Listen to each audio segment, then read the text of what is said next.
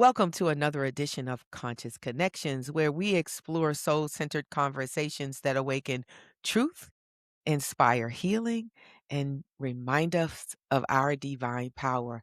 I am your host, Dr. Deborah Carson, the creator of the Fear to Freedom Project. And I love to sit down with beautiful souls who are transforming lives through their gifts, their stories, and their wisdom. So, what happens when the path that you've always known begins to expand and the whispers within become louder and louder and really hard to ignore? Well, today's guest is Ed Houston, founder of EDH Inspired Ideas, author of Embrace Your Truth, and someone whose journey moved from Christianity and ministry into a profound spiritual awakening, deeper truth, and a more expansive understanding of love and the divine. Welcome, Ed. I'm so glad to have you here with me. Yeah. Thank you, Deborah. I really appreciate that introduction, and I'm excited and inspired to be on your show today. Thank you so much for having. Yeah, you're welcome. When we were talking, we shared some similar sentiments about having a spiritual awakening but at first being kind of deeply conditioned and rooted in Christianity. So, my first question then is, you spent those years deeply rooted in ministry and Christianity. But looking back now, what do you recognize as the first whispers or the signs that your consciousness was beginning to shift? Something was different, you know? Right. What was the first whispers? It's a good question. I didn't even know how to label it as the whisper. As a child growing up in an African American family, we were taught right out the womb basically about God. And and it was common in my family. I grew up in a neighborhood where cousins, relatives, uncles were just in walking distance of our house, and everyone had kind of the same view of the Bible. It's part of our lexicon, and even our discipline was part of the Bible for your own good or not. you know. Yeah. So I embraced it and baptized as a young kid. I got into church and religion and even extended into a friend of mine's was in charismatic Christianity. So I even got even more deeper in Christianity. And we were so on fire for God that even my sister and her friends across the street, my best friends, we were all just on fire for God. We believed that So Jesus. Yeah, can I interrupt and ask what's charismatic Christianity? yeah. It's a denomination that's holiness. And Okay. charismatic means that, yeah, they play drums, they, uh, they spoke in tongues, they danced in the Okay, okay, I got you. Yes, spirit. the holiness churches.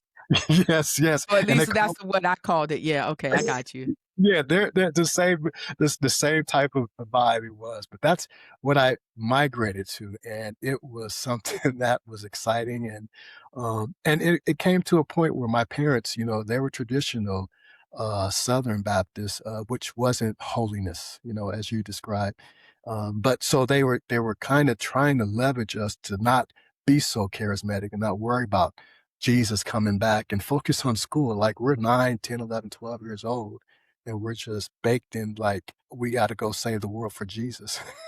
Yeah. you know but as I got older in life and as you get to adolescence, you go in and out of church, and then finally I found myself deciding at 19 years old, graduating, because I got hurt in church, and really found myself on the other side of going like, it's not what I thought. I had to put God to the side. I just said I couldn't do this no more because being hurt in the church, and they really didn't talk about it in that time, and you didn't have any place to go. So you had to self heal, and no one Yeah, wanted to, everyone wanted to talk about the bad stuff. They just wanted to tell you about what you need to do for Jesus and get right with God. But people don't tell you when the very people inside that are saying those things hurt you, or you're hurt because you see what's going on behind the scenes. that's so And true. that's what part of me wanting to be in ministry and be on fire for God and do those things, that that happened the crux at a time that when I was graduating. So I decided once I got out, I was gonna get into business. I was gonna throw myself into the business world, and I was happening to be in the right place at the right time. I believe everything was orchestrated, and I started in a company, title insurance company here local in Denver, Colorado, and I started in a copy room. And really what happened is I was able to understand the process. They trained me. I dove right in and worked real hard. And really over a 19-year career, I went from the copy room all the way into being an executive. And our company was 400 employees, and we went from 400 employees to at the time over 6,000. And I went to, you know, the height of my career. So for me being this kid born in just a basic neighborhood and being able to step into that level of responsibility and be at that level in the C-suite, it was drastic and it was amazing. But in the Mm, time to answer your question, Deborah, when that whisper started to happen is right in before the financial crisis started to happen. And mm, really after 9/11, I started to get something within me that the world is changing. And I knew it within the company itself, and you could start to see a certain level of greed and people really doing a lot of things, under the table for money and prestige, and even though I got a chance to be, in a level where I roll in a private jet, I was able to purchase my own home. I was able to travel around the world. I touched, 5 continents in 19 countries, and part most of that was on my just me being single. And it was in that point that I decided that I needed to get back in church. And that's what really drilled down inside of me. I'm like, "This something's wrong." And once I got back into church, I was wanting to get with other singles and really kinda get my way back into really experiencing God again, and I was mhm, dedicating myself to church. And I had one thing that came to my mind, it was like I wanted to touch all 7 continents of the world as a single guy. That just popped in my head. And so I really took that leap, and every time I had vacation time, because I had Tinder, I would go on one adventure. Once I went to Egypt, I went to see the pyramids, I went to Machu Picchu, and had a experience in Peru. I went to China, I went to, New Zealand, and in those travels, I learned a lot about people and cultures, and my mind began to change about how I view God, because we were in a bubble when growing up, but when you see different cultures, different parts of the world firsthand, a perspective starts to change. And even when I was in New Zealand, I saw plants that only grew in New Zealand, no other part of mhm, the world.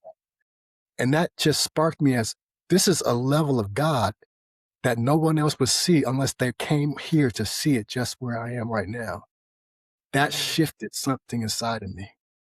And yeah, so in that time frame between after 9/11 and working in corporate, and then all of a sudden, and when 2007 hit, that's when the market crashed. And my company is tied to real estate. And all of a sudden, the deck of the cards start falling and it filed for bankruptcy. mm, In that time, I wrote a book. My first book was called Single Living Free. And it was about my journey as a Christian single guy, but also still staying true to my faith. And so I wrote that book. And then when the financial crashes happened, I decided to go ahead and leave like I had a choice, but they laid me off. And I took that book and I really got back in church with a different church.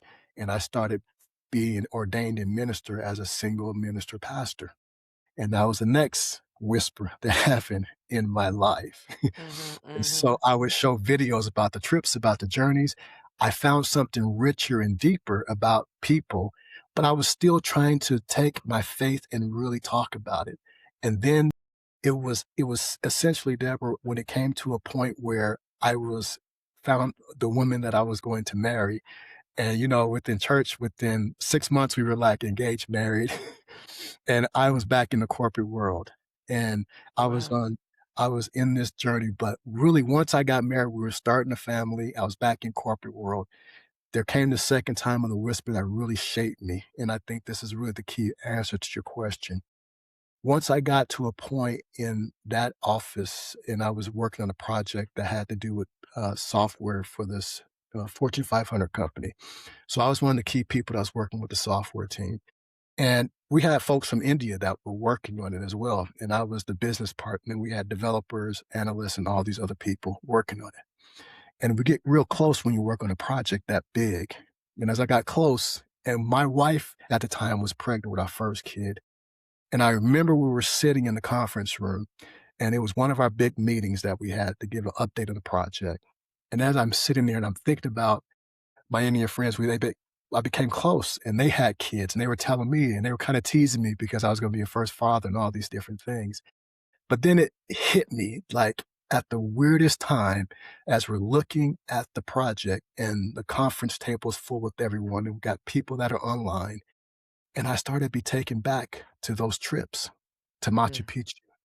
And I was taken back to Egypt. I was taken back to these different places, even in China. And I was remembering the experience. And I was thinking, a voice was within me, is like, would your faith actually kill your kid for believing something different? mm, And I was like, what is this? No, I wouldn't. Like, would you actually kill your kid? I was like, no, I wouldn't kill. Now I'm wrestling with this inside.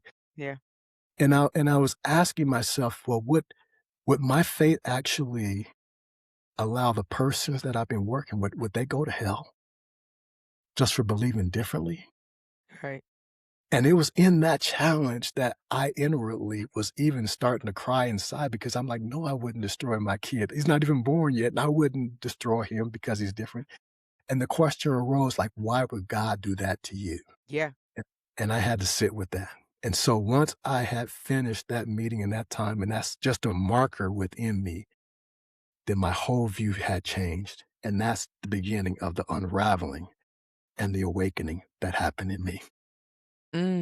That's beautiful. I think I can remember also I started to get some whispers. I wasn't really sure. I just know that what I was doing, the practices that I had that were rooted in Christianity, they weren't working for me. I started getting this urge to know more and to want more, to do something different. I had been in a prayer group for over 8 years, and we were, doing prayer every day for almost a decade, but we were talking the same way, we were feeling the same way about situations. It almost felt like a loop, like we were handling things the exact same way, and I'm like, "Well, how do I get out of this loop? How do I do something different?"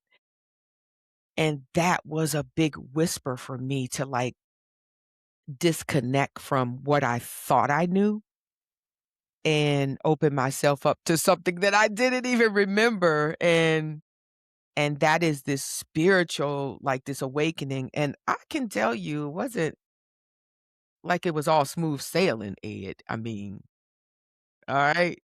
No, exactly Okay, right. okay, And so you feeling me, right? Because I was like, that's right. yeah, I think I lost friends, I lost relationships, it was, at least, things started changing, I don't wanna look at it as a loss, but, things started shedding away, and people and places and things started shedding away, and I'm like, "Oh, okay, so what next? Like, who am I then?" You know what I mean? It's like this identity I thought I had, and it wasn't that. Did you feel that? Absolutely. And believe me, man, I was married at the time, and so me and my wife met in church. So the whole idea is we came together as kindred spirits in faith, right? And Mhm, one of the desires she had, because she was an attorney and she became a stay-at-home wife, but the whole idea was for us to start this ministry together and be able to build a church. And mm, after wow. my suddenly after my awakening, I changed the script. You know, so all of a sudden, I'm like, I can't do this anymore. I'm gonna be spirit. No! Oh, wow, that's Yeah, huge, that's really big. That yeah. is. And, and how she felt and Mm, everything was all justified, you know? But I knew within me, I could not wrestle with the truth that was coming out in me. I felt it, and it was a struggle, and as you say, the things that happen within you, is like unraveling years and years of belief and systems and the way you saw the world and the lens Yeah, that you had. And you can't just undo that overnight. yeah. I give an example of that. It's like you cannot cut down an oak tree just in one day. Like you get an Mm, axe, you can't cut down you can't just take the whole thing out and the roots and everything in one swing, right? Because it's been ingrained. So the whole idea is that my life was being changed from within. And I started to all of a sudden look at books I've never looked at before. yeah. Like Went which ones? down Name a couple, the name a couple. I went down the metaphysical road, Eckhart Tolle, um, Oh, yeah, Eckhart Tolle, yeah. Dr. Joe Dispenza, and Yeah. I started going down all these different authors, from Hay House. Yes, Hay House, I love it. Right? So I started going down and getting everything, and I was connecting it back to my travels, and I started to look at the people that people would say in old church tradition that they're gonna go to hell, and I'm like, "No, we just have a different lens." You know, we have a different lens as to opposed to what God, the creator source, whatever your terminology is, that we all are created by this infinite intelligence, this God of love that is Mm, within us, right? And so as I began to change and I started getting to this information, I started to look at my life in a new way. And we had then our second kid. And as we're going through this, everything was starting to dismantle. Everything. People didn't want to mhm. hear conversations. Even when I talked to some church friends and say, "Hey, how you doing?" I'm like, "Hey, the blah blah," and I would kind of speak. They say God is good, and I say all the time, and I say the Christian language, and I say, "Hey, I'm having a different thought, different feeling," and I start explaining. And then all of a sudden, I get that what that look like what Yeah, yeah, yeah. what I know what the are you look. talking right? And then I needed to have prayer, and you need to go deep with you need to start fasting and I'm like, I couldn't fight this anymore, and it's a Yeah, struggle, and you start to cope different ways, and it brings frustration in marriage, it brings frustration in friends, and all along, I decided I had to really get to a point where I had to dismantle, and I tell you what happened, which really brought the change into my life, which I call the dismantling. The company I was working at the time, in the executive level, they, decided to sell the company, all right? And all of a sudden, once that happened and we had to relocate from Florida back to Denver, and we had to stay with my parents because COVID hit, and so we were in mm, lockdown. And so me and my wife were basically looking for work, trying to make sure the kids had to work from home because they had to go online, and all these changes happened. At the same time, my mom was, diagnosed with stage 4 cancer. mm, And so the kids, my 2 boys were her only grandkids, right? My sister couldn't have kids. And so it was a blessing in the sense that they comfort her and it helped her even through this illness that she had. And again, with COVID, we couldn't go to the hospital. The kids couldn't go see her. So eventually they marked her as in-home hospice. And so we had to set up her bedroom in a way with the hospital bed and everything. She was set to pass, and she's gone through many different challenges in life. And I believe that she would, be healed and worked out. And we came to a point where it didn't. So she passed. And we had to we had to show our boys to meet her and see her so we could educate them that, grandma's gone. yeah, And my love for her was so deep, I didn't know it, you know? And it was so rich that once it was gone, you know, I didn't know how to even respond to normal. And yeah. my wife, even in that moment, said, I know you're not happy. I think we probably should separate. Wow. Wow. And so she went back with the boys to her home state, which is Michigan, where her family and support is. And I didn't disagree with her. I knew it was just a mess right now. Yeah, And so as we that continual dismantling happened and being separate from my boys, I had to start really all over. And eventually we divorced. And so my whole life, my whole friend structure, my job structure, It all ch Everything changed. Mm. every change, everything dismantled.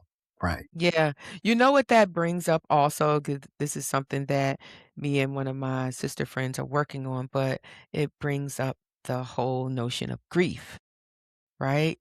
Yeah, like grieving the life that you thought you were gonna have, and a divorce is very visible, so that could we could describe that as visible grief. It's relationships are changing, but going unchecked, that turns into some invisible grief that lingers there. And so I was wondering, um, what kind of fears did you have to confront in within yourself? Within You know, yourself, while all of this dismantling was going on, um, because you knew that there was a calling for something bigger. So, were you afraid? I was all those emotions, Deborah. I mean, first of all, Mm, everyone handles grief a little differently. And so for me, I was spiraling inside, coping, yeah. you know, looking for work, trying to figure things out, uh, going to alcohol, going to Mhm. whatever you could cope with to try Yeah, to comfort. that like, I just don't wanna face the pain, you know? And the identity. Remember, I was tied to a corporate career for over 19 years, over 20 years actually, and it was who I was. It was Yeah, who I was identified as. It was colleagues and it was years, people I helped, all those identities were all just rattled, you know? This marriage that I was supposed to be in, and even the church part, like, you're not supposed to get divorced. You're not supposed to be doing this. You're not supposed yeah, you were in ministry. Why are you doing this? It was all those things. Am I right? Am I going the right place? Am I being deceived by some dark entity? mhm, mhm. You're going through all these different areas of who you think you are.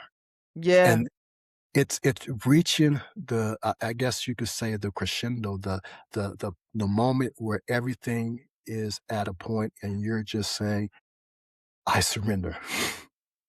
I let yeah, go. I let go of it all. And it's in that release and it's in that surrendering that then, I mean, tears, I mean, like wet the tears, crying to sleep, everything. And you finally get to a point where you can't cry no more. yeah, You can figure out any of those things. And then you finally say, I'm open, I'm here, I'm listening. And that's yeah. the beginning of the new Ed. Well, that's good though. So this is a big shift. I'm gonna shift. So we've stepped out of this religious closet that we have, kind of been in, and we're now stepping into this spiritual awakening of our true nature, right? Our own divinity. And when you ask for that help comes. So if we can shift a little bit now to where you are right now. You wrote a book and you said that it was a love letter, right? So I essentially believe that it's a love letter to yourself first. Would Yeah. you agree that you I, wrote I, that book to you, I wrote it through me. I would say through that. you? I would say it's through me. And the reason why I would say that because it's more like a spiritual memoir, right?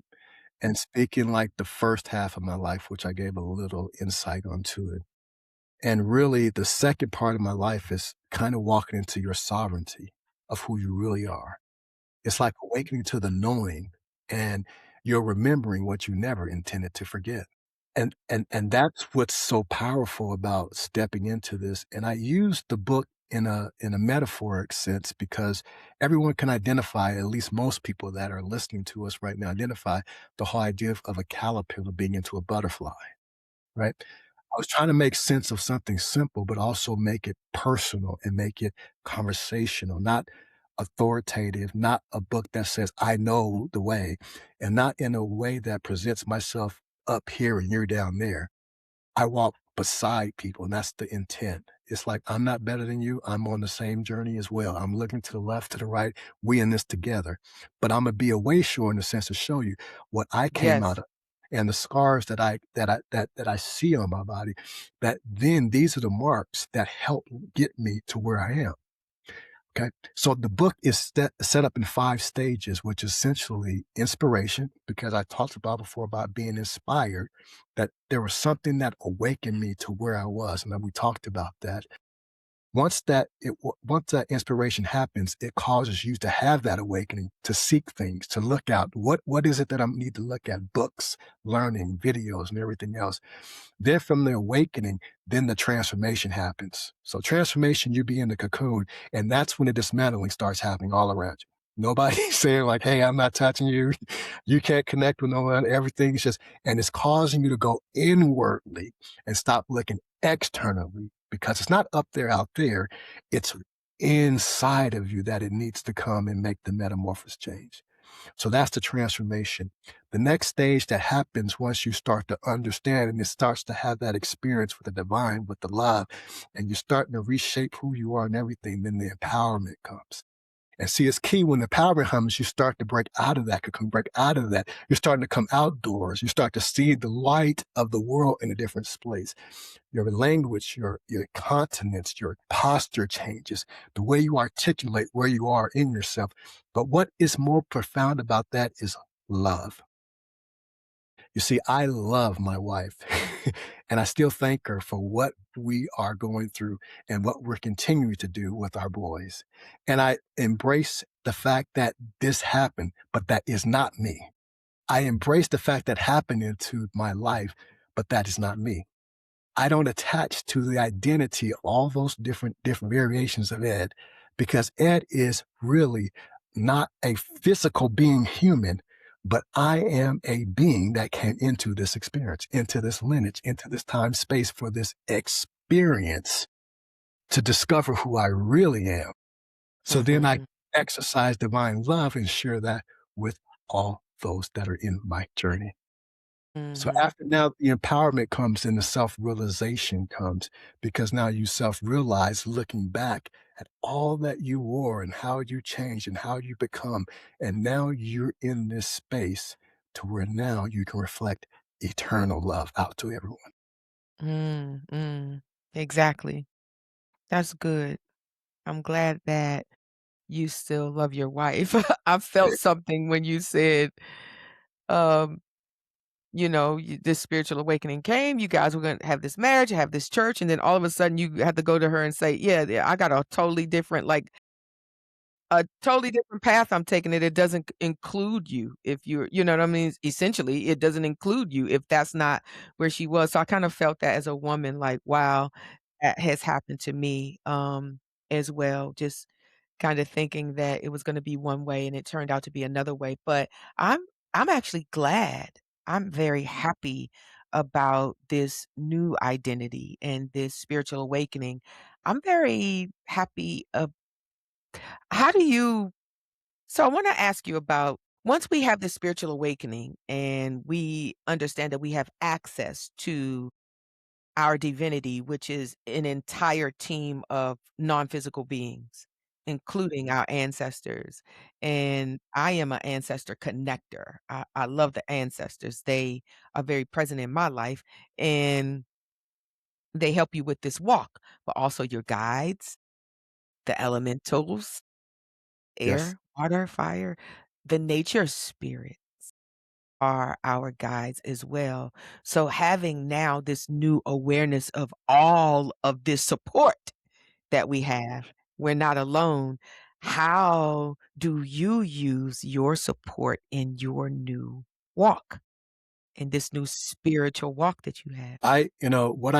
What I've been doing, and even to get to this point, Deborah, to have the conversation that we're having right here and right now, took a huge leap. And I fought it for years. I mean, years. Wow. And even through the fact that being divorced and then finding yourself having to start all over again, um, it's humbling. And it takes energy to go, hey, I'm talking about this new thing that I'm doing now.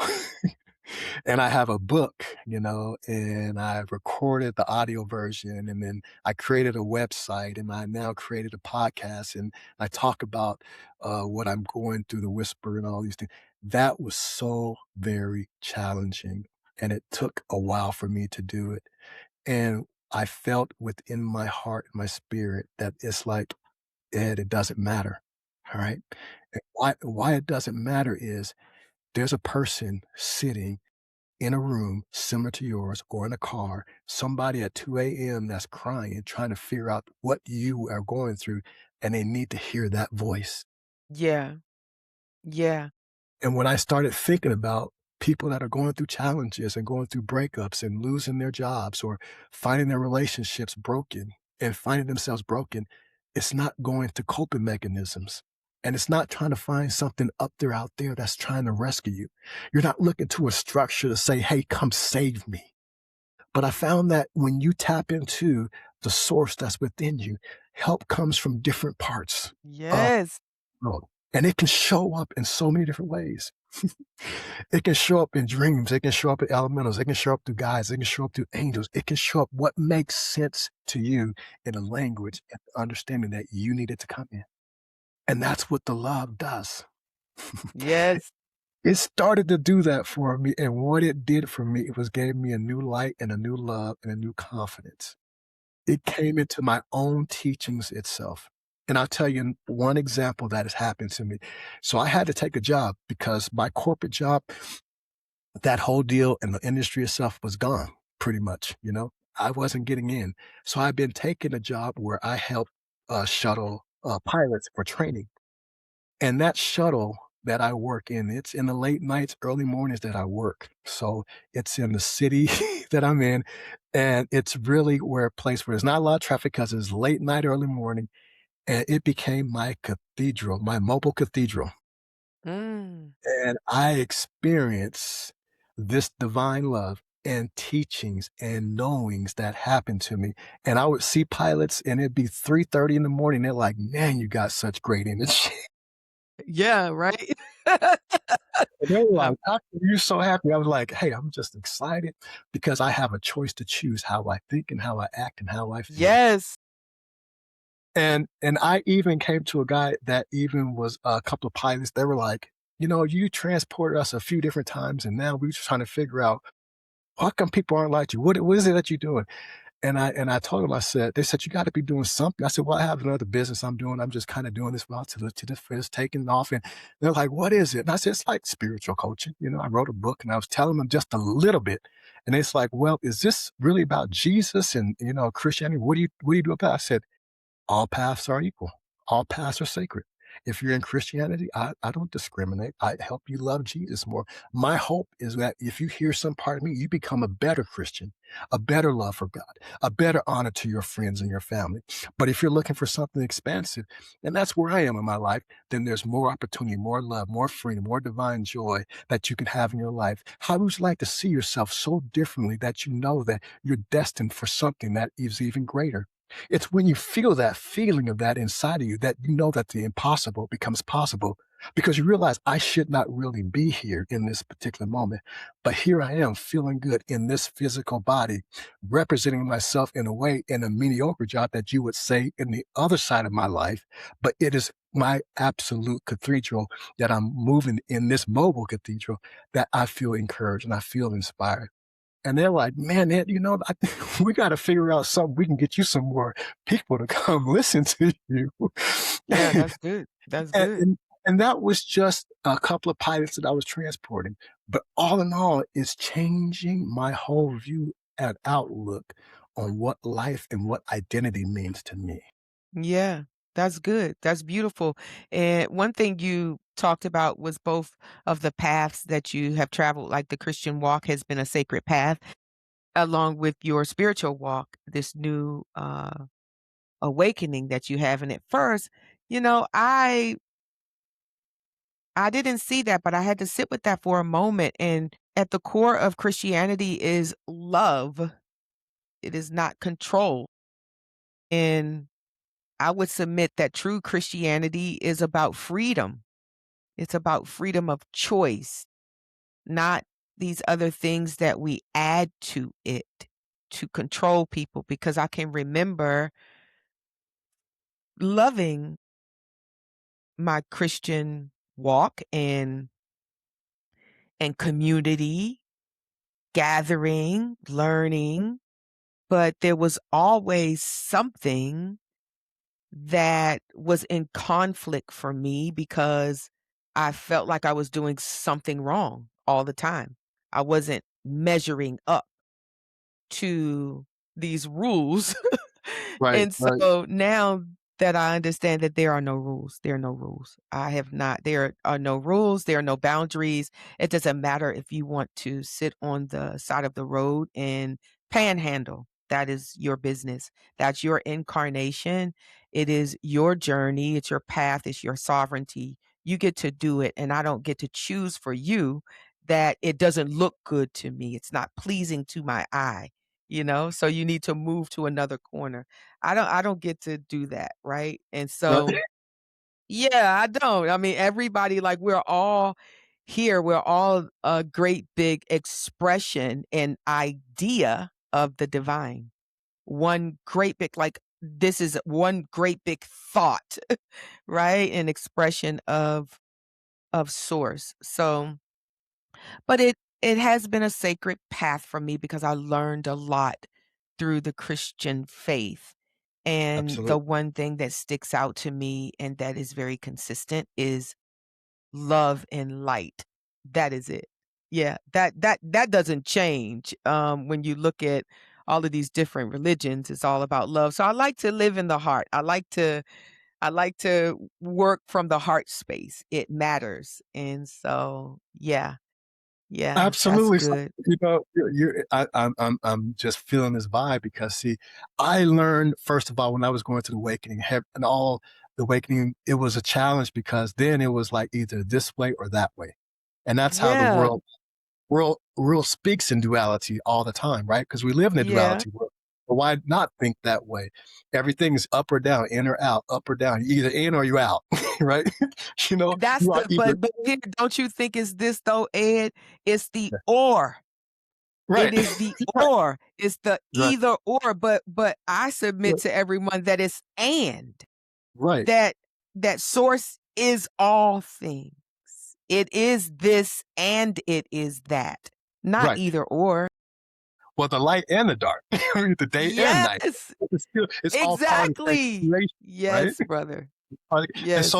so that's when I look at even my Christian friends, because when I first started going through it, it was like, well, I'm not that anymore. Or people say, well, I'm not that, or and I however you want to look at it is fine, but I found freedom because I know that I was once that way, right? Yeah. I remember, like, if you talked about my Jesus, we're gonna have some words. I mean, that was because we were taught, and this aggression. It's like, Yes, to no, it's not defend.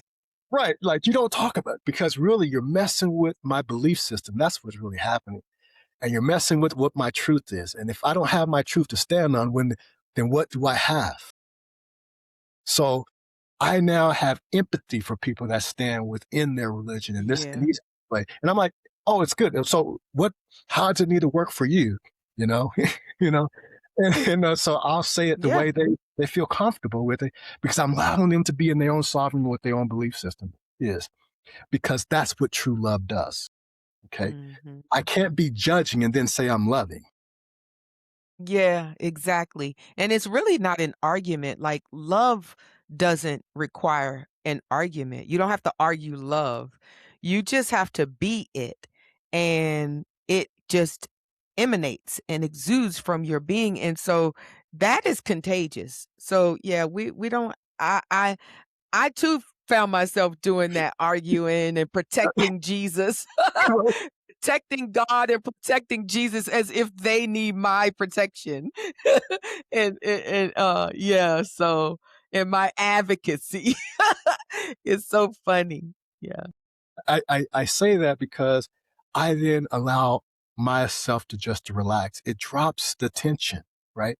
And people feel it, right? You can tell when someone is talking to you about something they want you to believe, and Yeah. you can feel them pushing, trying to bring the right words, and you're like, oh, you're trying to manipulate me. Yeah. You know? And Yeah. and or challenge me or someone or, kinda dismiss what I'm saying, you know?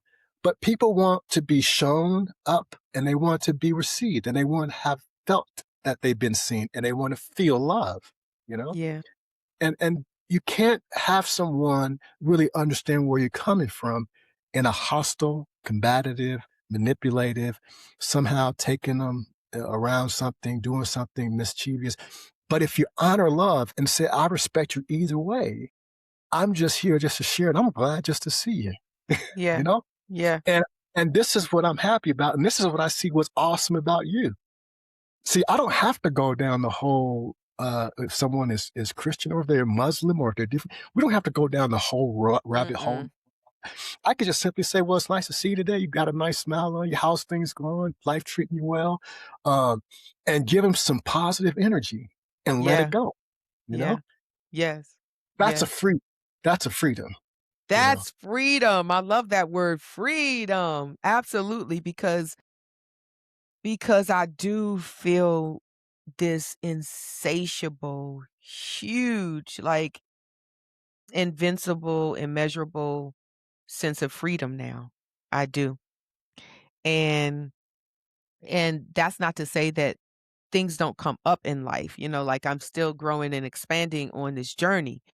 But I know now that I am quite sovereign and I get to choose my journey and I don't and I have to also what love is allowing someone else to choose their journey, right? Even if it doesn't look good for me, it doesn't feel good to me, like, that's okay. That's just absolutely okay to me now. This is like, you have to get used to saying, "Absolutely, does that make you happy?"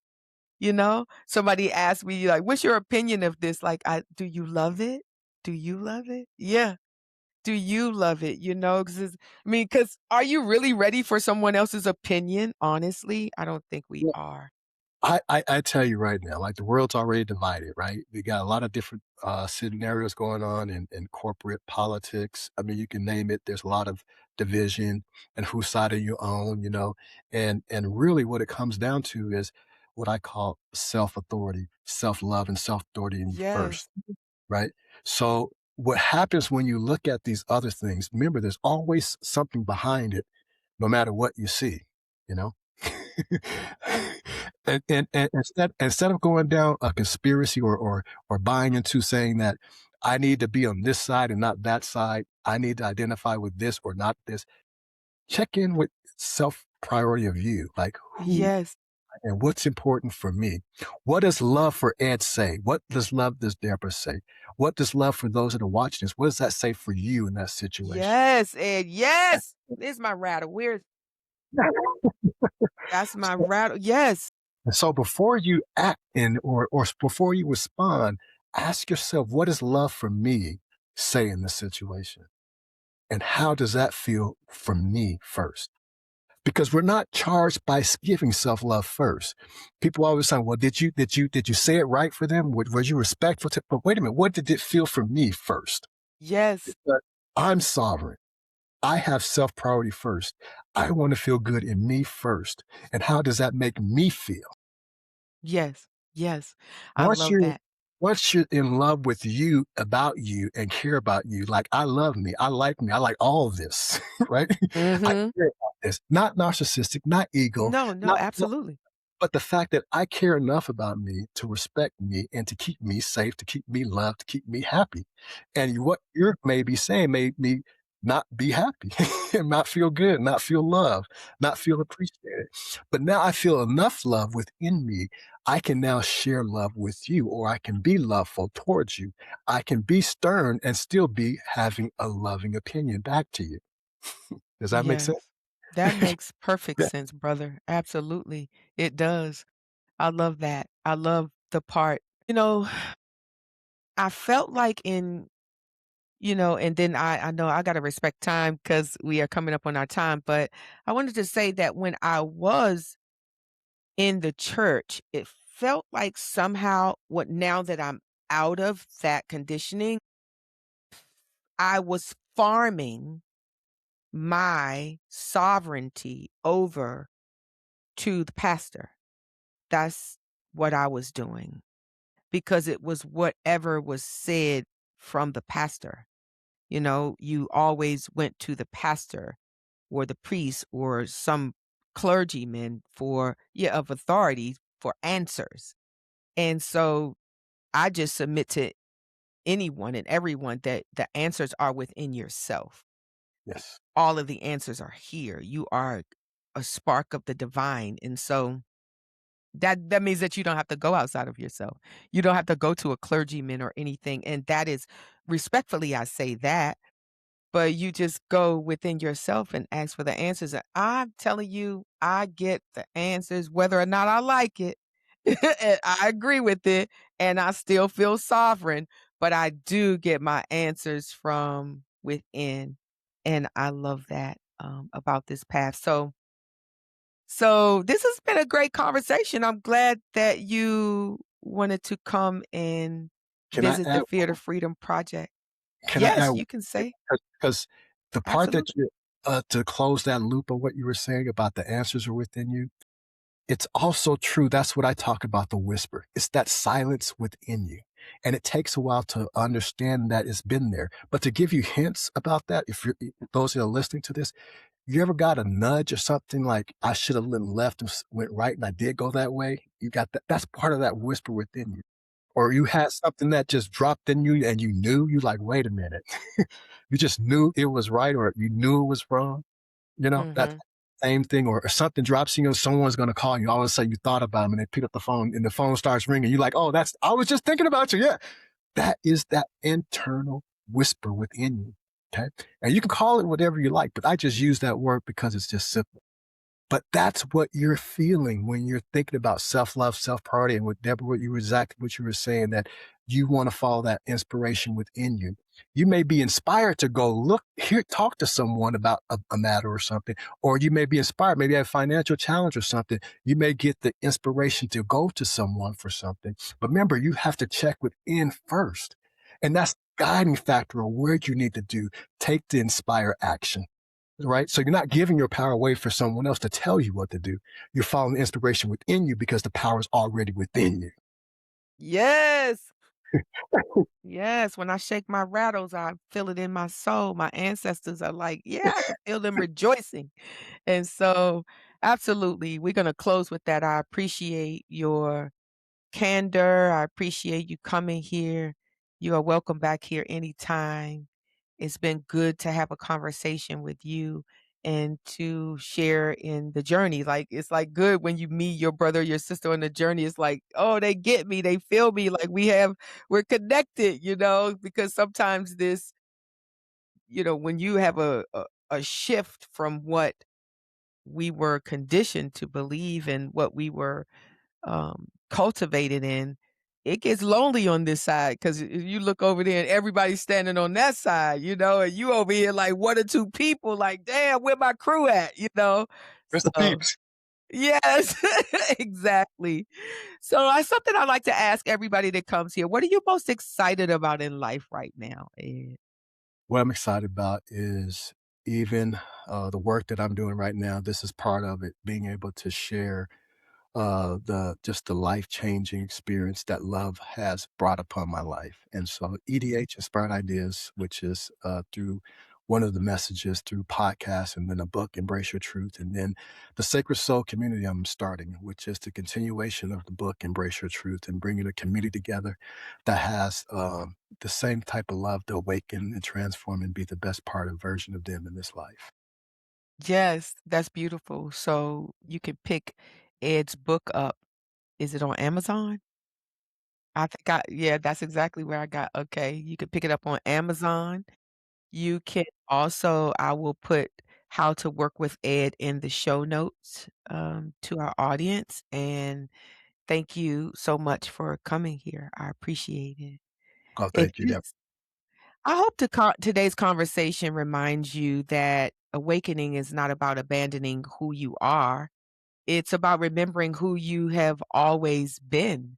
May your truth and the whispers that are within you honor every chapter of your journey. and allow your truth, your love, your freedom, and your guide on your path to open up. This is where fear ends and freedom begins. Until the next time, family, peace and love. Thank you, Ed. Thank you.